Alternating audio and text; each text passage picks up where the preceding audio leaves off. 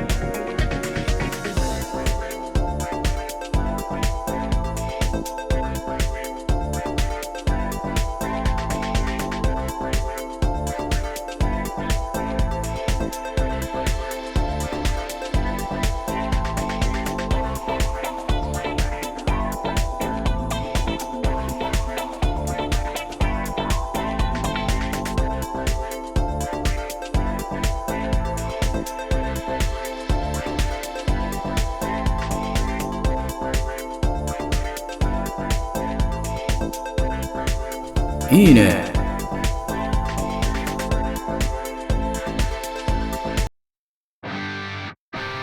はい、パチ組みが完成しました。やっぱりね、エアリアルはパチ組みしただけでもね、十分かっこいい。後々ね、また全塗装していきたいと思います。まだね、ちょっとどんな感じにしようかとか決めてませんけども、まあその時はね、また動画を作ってアップしますので、ぜひね、見ていただけたらと思います。ここまで見ていただきありがとうございました。よかったらね、高評価、チャンネル登録、コメントの方もね、ぜひよろしくお願いします。それではまた次回。バイバイ。